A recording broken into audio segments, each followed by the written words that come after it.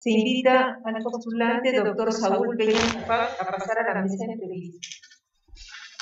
Toma asiento, por favor, doctor.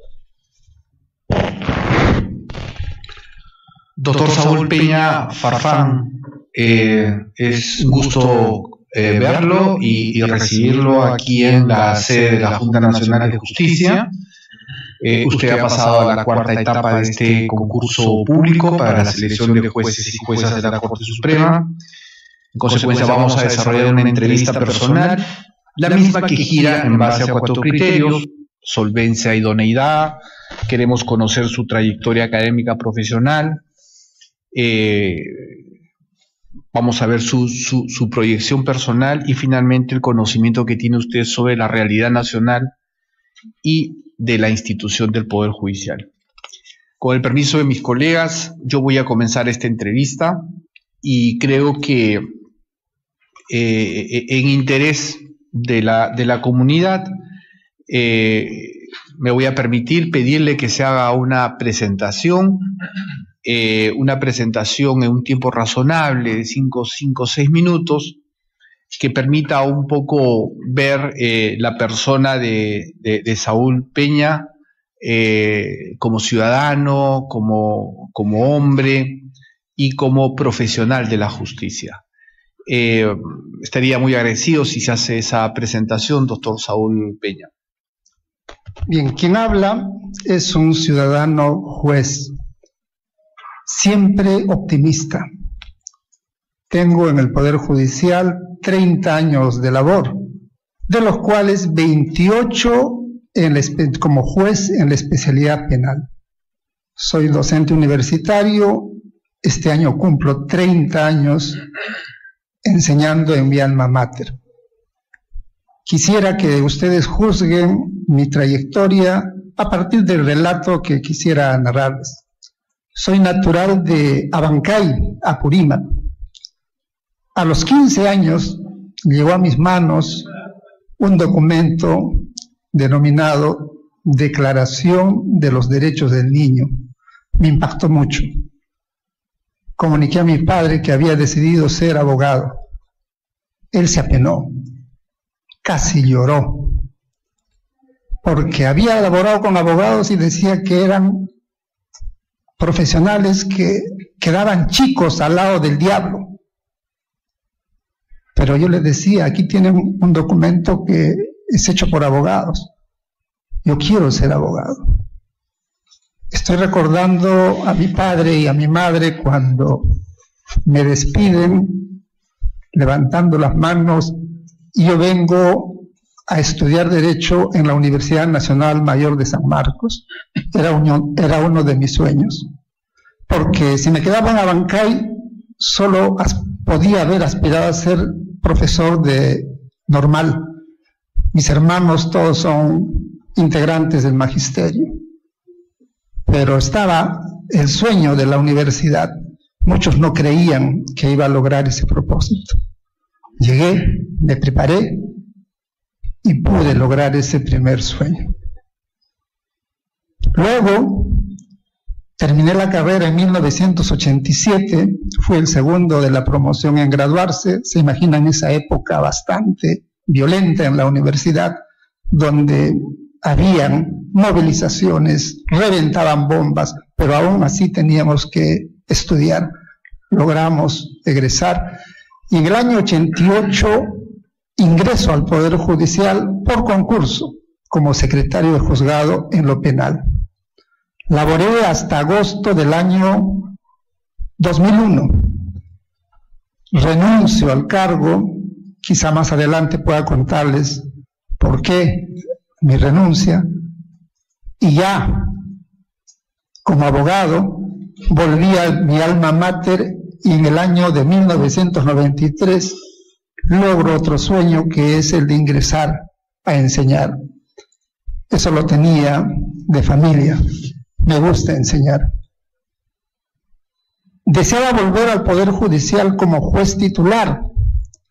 Se dio esa posibilidad. En 1994, el jurado de honor, integrado por personas honorables, dignas, como ahora veo en esta Junta Nacional de Justicia. Si no hubiese habido ese concurso, seguramente no ingresaba al Poder Judicial. Pero antes ya había laborado durante el año 93 como consultor de las Naciones Unidas en el Ministerio de Economía. Mis alumnos me buscaron, me dijeron, necesitan una persona con experiencia en procedimientos penales. Estuve allí en el año 93, hasta antes de ser juez, apoyando en la Procuraduría de Economía del Ministerio, la Procuraduría del Ministerio de Economía, viendo casos vinculados a defraudación tributaria. Eran casos grandes donde se necesitaba el apoyo del concurso, entre otros.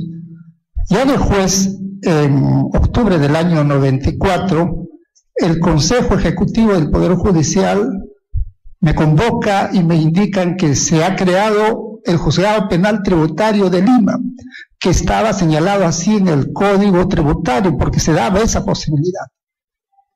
Entonces me piden el currículum, yo venía del sector economía, y me dijeron, ¿podría usted hacerse cargo de ese juzgado? Yo les dije que sí.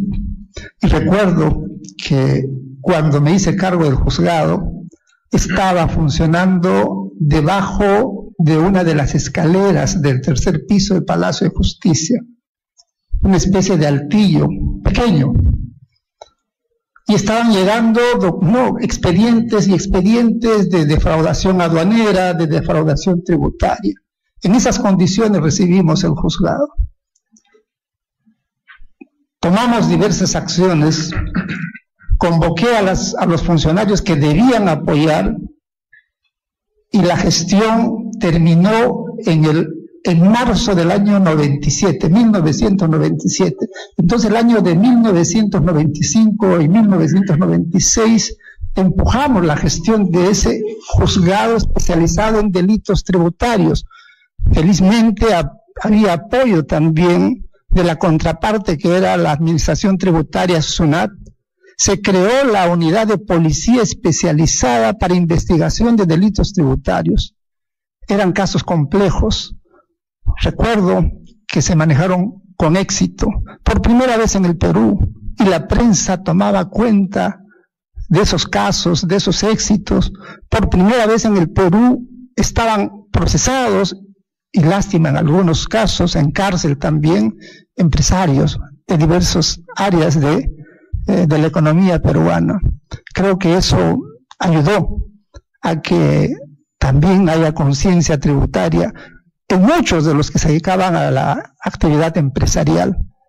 Sin embargo, en marzo del año 97, la comisión ejecutiva, la comisión ejecutiva, porque el Consejo Ejecutivo está aquí, la comisión ejecutiva del Poder Judicial desactivó el juzgado.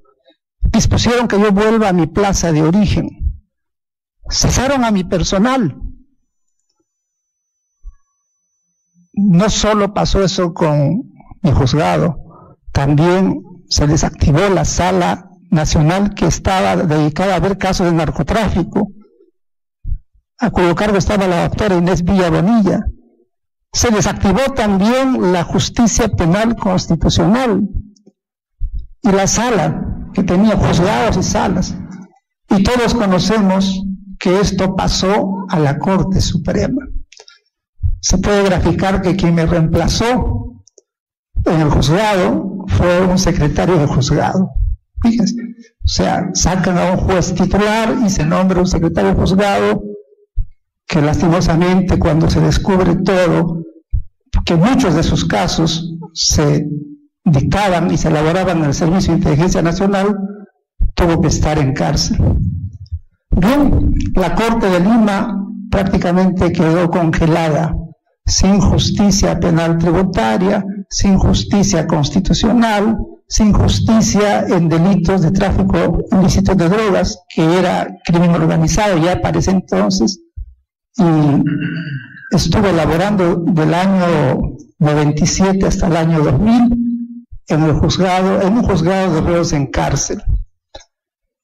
Cuando se descubre o se da a conocer el video Curi Montesinos, todos nos quedamos absortos, mucho de lo que se sabía se descubre, vuelve a la normalidad el Poder Judicial, así como también el sistema democrático, y en enero del año 2001 me convoca el presidente elegido por sus pares en la Corte Superior, el doctor Sergio Salas Villalobos, y me pregunta si yo puedo hacerme caso de este tema que era el caso Montesinos Torres. Consulté con mi familia, sabía que esto podía generarme riesgos. Yo ya estaba para ese entonces como juez superior provisional. Mi familia me dijo: te conocemos, te apoyamos. Y así recibí el encargo. Cuando recibo la transferencia del cargo, porque esto estaba en el 41 Juzgado Penal de Lima, y miro el listado de documentos, videos que había en las maletas que se me iba a entregar, tuve una gran sorpresa y también dije: esto es espantoso, porque había nombres de congresistas, ministros, exministros del régimen anterior, de banqueros, de dueños de medios de comunicación. Y entonces dije: tenemos que tomar medidas. Pedí al presidente de la Corte que yo me dedique de manera exclusiva para ese caso, porque era bastante, porque la carga judicial más o menos frisaba los 1000 expedientes en ese juzgado, pero esto que recién conocía iba a ser algo jurídica bastante grande. Y lo primero que hicimos fue tomar las medidas de seguridad para poder resguardar esas pruebas. Pusimos 3 sistemas de seguridad: de la policía del sector, de la policía que estaba apoyando en este caso ya las labores de búsqueda de Vladimiro Montesinos, y de la seguridad particular, 3 cuerpos de seguridad, porque las maletas estaban en una puerta del Palacio de Justicia que daba hacia el Paseo de la República. Por esos entonces ya habían movilizaciones, habían protestas, y esto podía ser perjudicado. Entonces, la primera decisión que tomamos es revisar esos materiales, esos videos.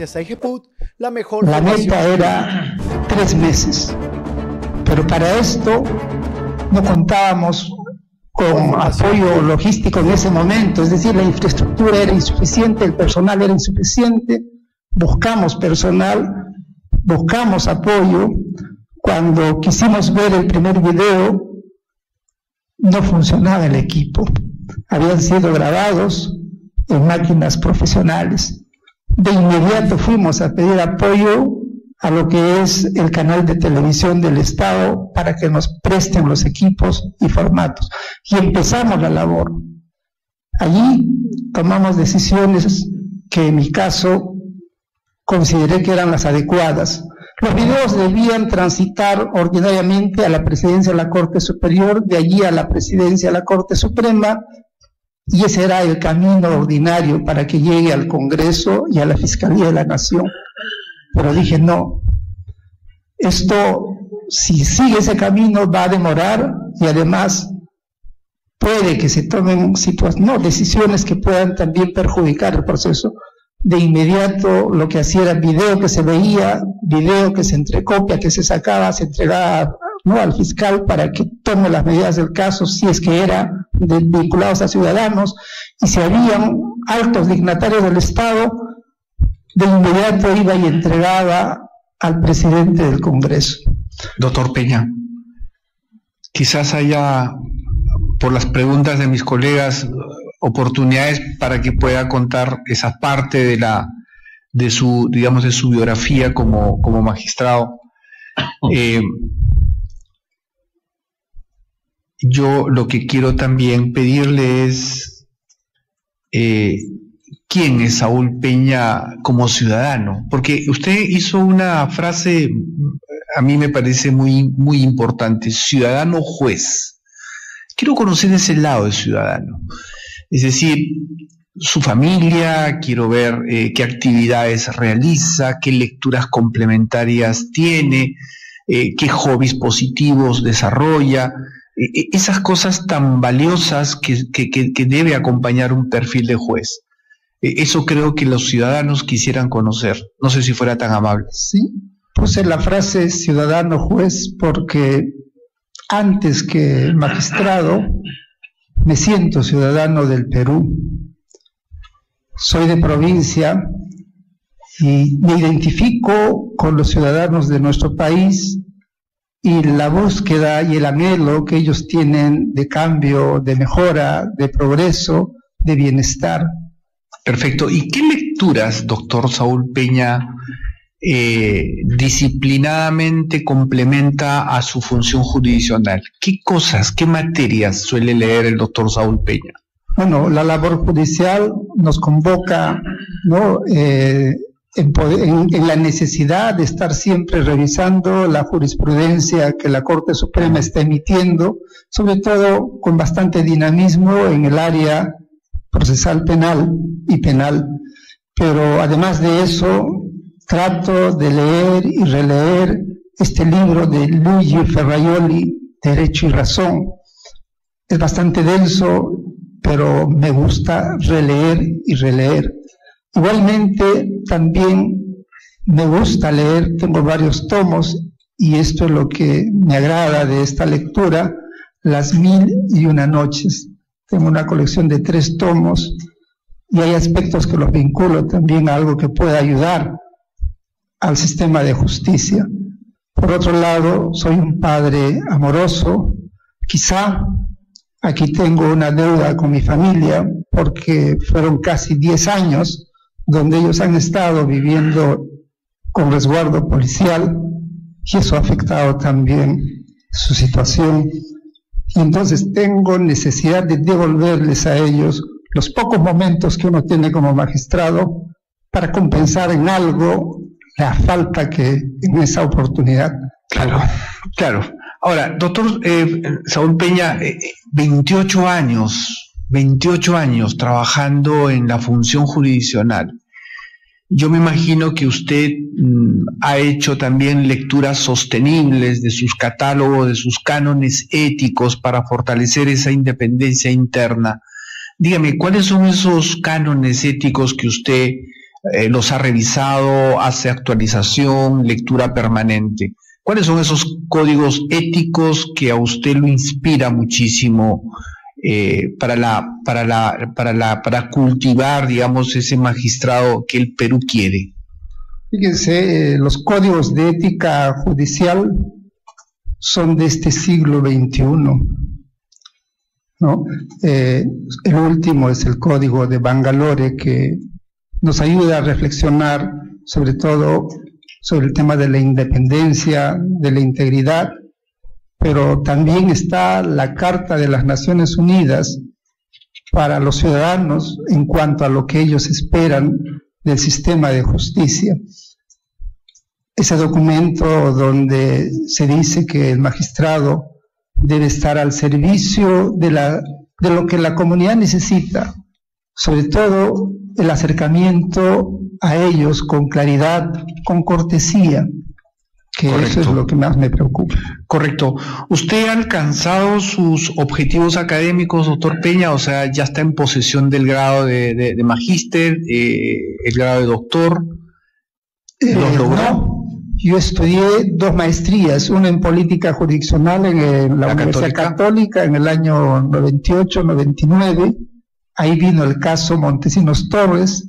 Laboré en el sistema de los juzgados anticorrupción denominados, ¿no?, reconocidos de esa manera, hasta el año 2005. Ya se imaginan que imposibilitó no se el desarrollo podía. de la tesis. Hace poco hice otra maestría antes de la pandemia en Derecho Procesal Penal. Estoy elaborando estos últimos años, ¿no?, desde el 2014, con excepción del 2018, una sala penal especial para delitos de corrupción de funcionarios. Correcto. Ahora, doctor Peña, Cursos. ¿Qué cursos ha desarrollado últimamente, digamos, en el extranjero o aquí en el país? En el último año. En el último año no, pero sí el año pasado tuve la satisfacción de desarrollar el curso para el ascenso. Pensando en la posibilidad, es un curso anual en la Academia de la Magistratura. Perfecto. Y eso ha agotado, digamos, todas las posibilidades de ocupar tiempo durante el año. Correcto. Doctor Peña, para ir terminando ya esta entrevista de mi parte, 28 años de trabajo en la función jurisdiccional. Me imagino que toda esa experiencia profesional le debe abrir algunos espacios de reflexión sobre la justicia penal. Y yo la pregunta se la voy a hacer en este sentido. ¿Cuál es su balance de la justicia penal en la lucha contra la corrupción desde la política criminal, desde la jurisdicción y desde las políticas institucionales del Poder Judicial? Usted me puede hacer un balance y si quiere me puede agregar algunos retos y algunos desafíos todavía de la justicia penal frente a este tema que preocupa al país, que es el tema de la corrupción. Desde la política criminal, desde la política jurisdiccional y desde la política institucional del Poder Judicial. Desde la política penal se ha avanzado porque se ha implementado el sistema anticorrupción en el Perú. Desde la situación del Poder Judicial, desgraciadamente, hemos tenido vergüenza ajena y felizmente se está buscando recomponer el Poder Judicial con la creación de la Junta Nacional de Justicia. Los audios que hace 3 años hemos podido conocer prácticamente nos han traído abajo como institución. Correcto, entonces desde la política penal, digamos, la creación del sistema anticorrupción, digamos, es un gran avance. Desde el punto de vista de la legislación, ¿usted cuál es su balance de las leyes sobre la estrategia? ¿Es completa? ¿Hay que perfeccionarla? ¿Cuál es su balance, pero muy escuetamente, doctor Peña? Fíjense, cuando se compara las penas, por ejemplo, para delitos comunes, robo agravado, que puede equivaler a un robo de zapatillas con fuerza, las penas son muy graves. La pena máxima en delitos de corrupción son 12 años. Entonces allí no hay un compromiso real del sistema legislativo para de repente cambiar esto que puede mejorar. Por otro lado, hablando también de normas procesales, nuestro Código Procesal Penal está pensado para delitos comunes, pero no para fenómenos como los que estamos viendo de crimen organizado. Es decir, se debe repensar, se debe mejorar la legislación y comparando con, viendo las necesidades, por ejemplo, del Ministerio Público, por la manera de hacer algunas mejoras en la lucha contra el crimen organizado. Y finalmente desde la política jurisdiccional, o sea, la línea jurisprudencial ha estado a la altura de las circunstancias de este problema de la corrupción. La jurisprudencia sí ha estado ayudando y cada vez podemos ver de que, por ejemplo, en el manejo de la prueba indiciaria se han estado sacando acuerdos plenarios que han permitido que los operadores de justicia puedan entender y aplicar mejor esta institución que es la prueba indiciaria, que normalmente a veces no es presentada de esa manera por el Ministerio Público, pero que los jueces debemos desarrollar para resolver un caso. Correcto. Y finalmente, doctor Saúl Peña, una lectura constitucional del principio de lucha contra la corrupción.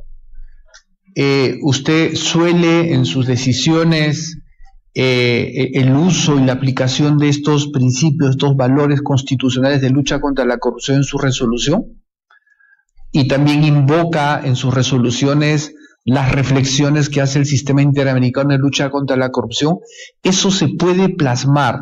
Si yo ahorita abro una pantalla y saco una sentencia suya para leerla públicamente, ¿me puede usted confirmar que usted aplica esas lecturas, esos enfoques constitucionales y convencionales en la lucha contra la corrupción? No tenemos en la Constitución normas que tengan o que nos indiquen algo sobre la lucha contra la corrupción. Sin embargo, pero sí tenemos, ¿no?, la Convención de las Naciones Unidas de Lucha contra la Corrupción. ¿Y el Tribunal Constitucional no ha establecido que la lucha contra la corrupción es un principio constitucional importantísimo en el siglo XXI? Sí, sí. Y lo que más invocamos en algunos casos, sobre todo para el tema de definir quién es un funcionario público, o quizá para temas también vinculados a la naturaleza de este fenómeno, es más la Convención de las Naciones Unidas de Lucha contra la Corrupción. Correcto. En el Sistema de Naciones Unidas y en la OEA. En la OEA no he podido encontrar jurisprudencia que pueda yo utilizar. No, me refería, hay una convención, también hay una convención digamos, la Convención Americana de Lucha contra la Corrupción. Ese no lo estamos usando. Perfecto. Por mi parte, muchas gracias, doctor Saúl Peña. Y voy a invitar a mis colegas si tienen algunas preguntas adicionales. Doctora Zavala, doctora Tello, doctora Antonio Laza, ¿tiene alguna pregunta para el magistrado Peña? Recordemos que Alejandro Toledo hoy en día ya fue sentenciado nuevamente a 13 años de prisión efectiva. Indiscutiblemente maneja muy bien la materia penal. Pero yo desearía que usted nos diera a conocer un poco más macro lo que necesita el Poder Judicial desde la perspectiva de un juez supremo, manejar la política pública de lo que significa un poder del Estado, que es más amplio y al mismo tiempo es más complejo, porque la persona que ocupe el puesto de juez supremo indiscutiblemente tarde o temprano podría llegar a ser presidente del Poder Judicial. Yo quisiera sus apreciaciones, pero no desde el punto de vista penal. Es esa otra visión que debe tener el magistrado que aspire a ocupar un puesto de juez supremo. Desearía escucharlo. Fíjese, la aspiración de los ciudadanos es tener una justicia pronta, accesible y cumplida. En este caso, pienso que el Poder Judicial ha hecho algunos diagnósticos. Sin embargo, deberíamos tomar el ejemplo que se ha desarrollado en España, por ejemplo, para desarrollar un libro blanco de la justicia, de tal forma que en este material se haga un diagnóstico mucho más detallado, más exhaustivo de todas las dificultades, cuellos de botella que se tienen en las distintas áreas de la administración de justicia, sea justicia civil, comercial, penal, para ver dónde es que se producen estas dificultades de falta de celeridad, porque haciendo este diagnóstico un poco más profundo, es decir, poniendo en blanco y negro, y no solo en el Poder Judicial, sino también esto puede aplicarse a todos los organismos del sistema de justicia, puede ayudarnos a hacer un instrumento para poder desarrollar políticas inmediatas y también de corto y de largo plazo. ¿Tiene alguna política inmediata que debería de implementarse? Una de ellas sería fortalecer la justicia penal anticorrupción en la Corte Suprema. Es decir, que se puedan crear 4 plazas para jueces supremos titulares, de tal forma que uno o alternadamente pueda ser de juez de investigación preparatoria y 3 que puedan hacer de sala penal. Lo digo porque en este siglo XXI, desde el año 2001, fíjense, ya van a ser 22 años, o 21 años exactamente, se ha ido procesando a altos dignatarios del Estado que sí necesariamente tienen que estar ¿no?, bajo el proceso de la Corte Suprema, es decir, en el ámbito de la competencia de la Corte Suprema.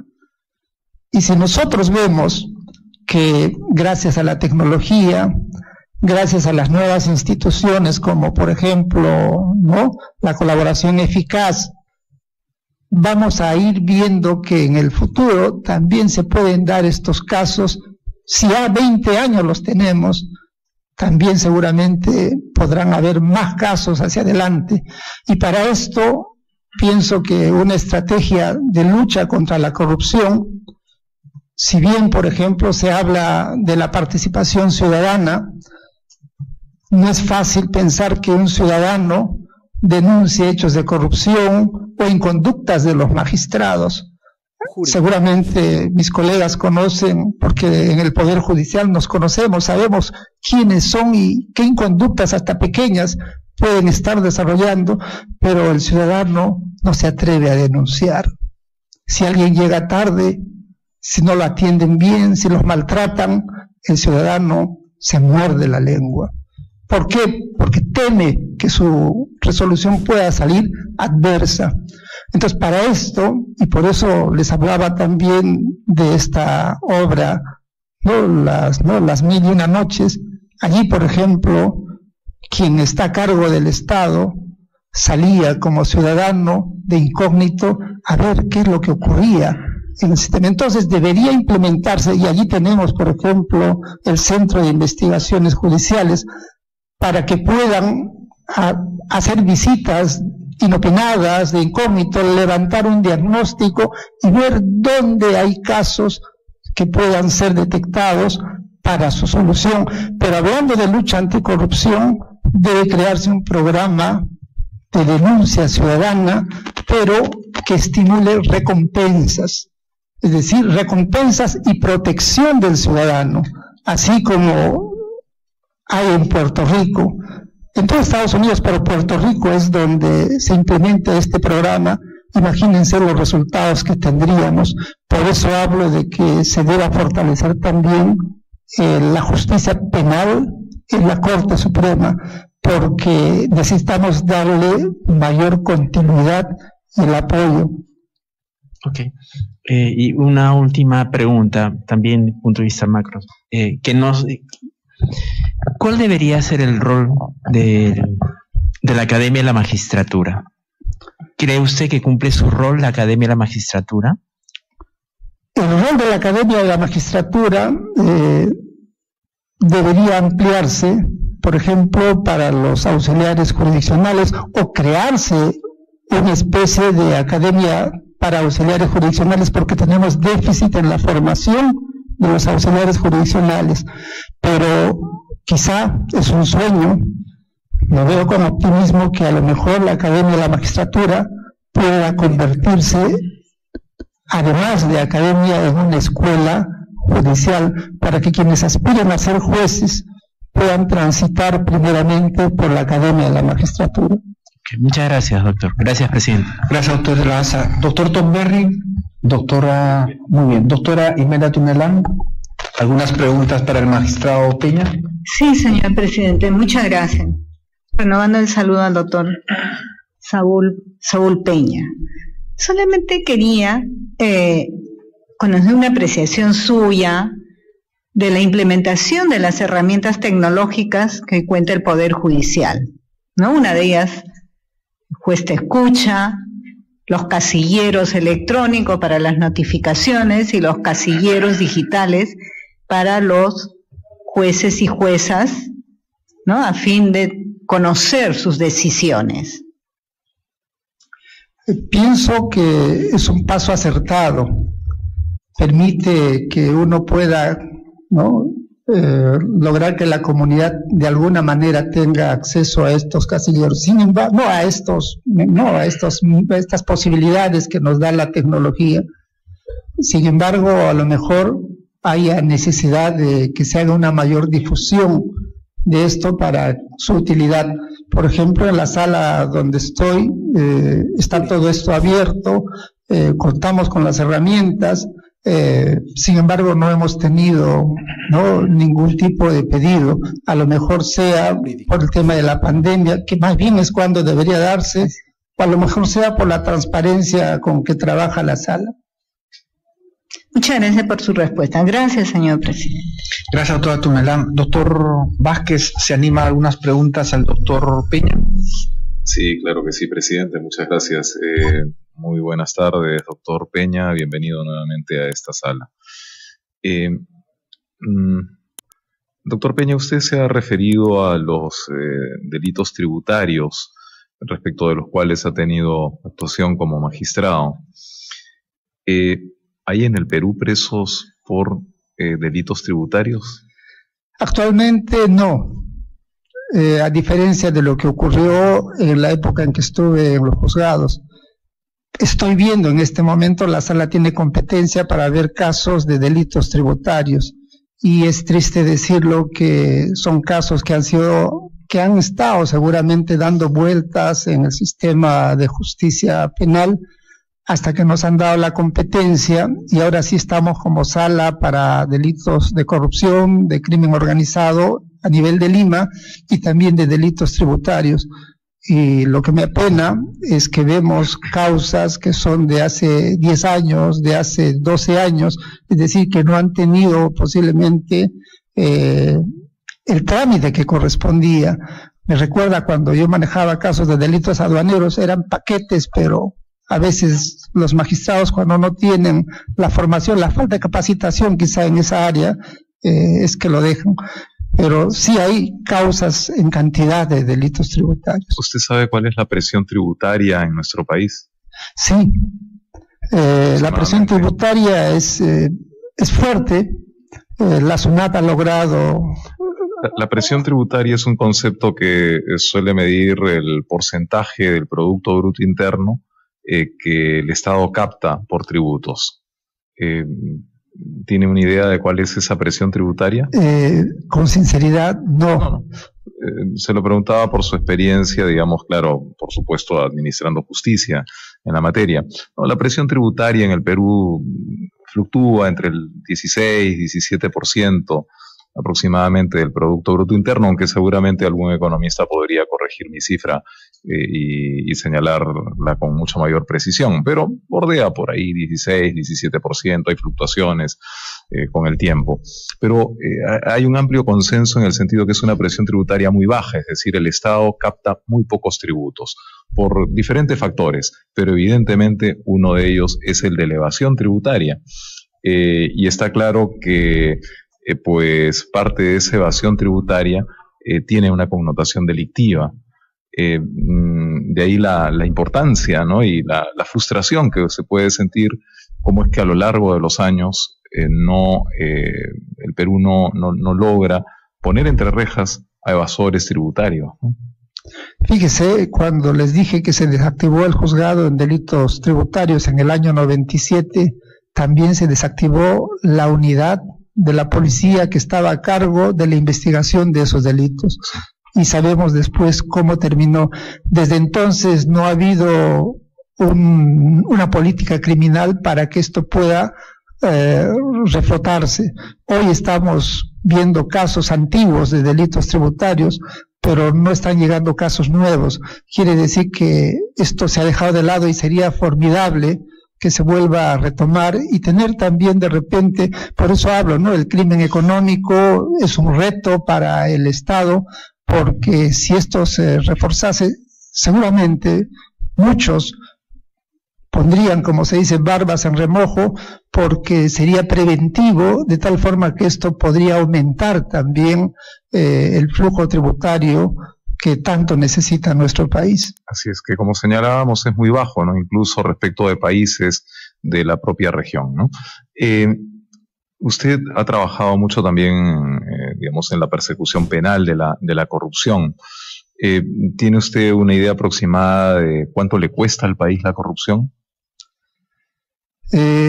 Escuché una cifra de 5.000 millones al año. ¿De soles o dólares? De soles, de 5.000 millones de soles o de dólares, pero escuché que esto es bastante y a lo mejor debe ser más. Fíjese, yo creo que hay ¿no? Corrupción de dos tipos. Uno, donde, como cuando hay, por ejemplo, carga procesal, demora judicial, y allí pueden haber nidos que permitan la corrupción, pero hay la otra corrupción que es transversal, producto del egoísmo humano, sobre todo cuando hay cantidad de recursos que se van a manejar. Por ejemplo, las regiones ahora están manejando recursos en cantidad y vemos que muchos de los presidentes de región están en cárcel.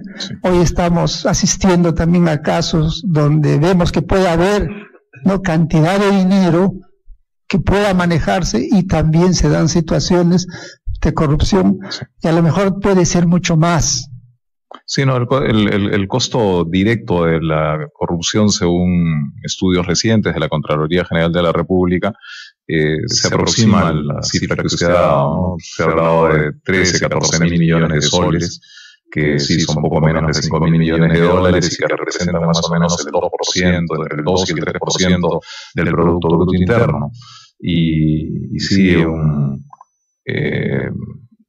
no, en realidad la cifra de Contraloría es mayor, alrededor de 28 mil millones de dólares, me parece, son el 13-14% del presupuesto general de la República, ¿no? Más allá de los datos, de las cifras, lo que está claro es que el impacto de la corrupción es muy fuerte sobre el erario nacional, y no de ahora, sino históricamente, ¿no? Y de ahí la importancia precisamente de la lucha contra la corrupción. Usted señalaba hace un momento que decía, en el Poder Judicial nos conocemos, sabemos quién puede incurrir o no en conductas. ¿Usted le ha tocado alguna vez denunciar inconductas de sus colegas? Porque se lo ha reclamado a los ciudadanos, pero ¿usted ha denunciado alguna vez? No, porque hablo, por ejemplo, de inconductas que he podido observar en otras salas donde yo no he trabajado. Por ejemplo, colegas que no atendían a la hora, que hacían esperar a los justiciables, o que privilegiaban su situación personal, que en vez de dedicarse a laborar, preferían ellos dedicarse a algo que de repente tiene que ver también con la ratificación o con el ascenso, es decir, preferían sus diplomados, preferían su capacitación o dedicarse a hacer su tesis, o abusaban a veces del personal en el sentido de que, bueno, pues les daban encargos personales. Yo decía, esto no podría ser de magistrados. De acuerdo. Le agradezco mucho, doctor Peña, por sus respuestas. Bien, doctor Saúl Peña Farfán, pues esta entrevista ha concluido. Estamos muy agradecidos con usted por su participación, por su disposición a brindar las respuestas frente a las preguntas que se les ha formulado. En consecuencia, hemos concluido y pues puede disponer de su retiro en la forma que usted lo estime más conveniente. Muchísimas gracias, doctor Peña.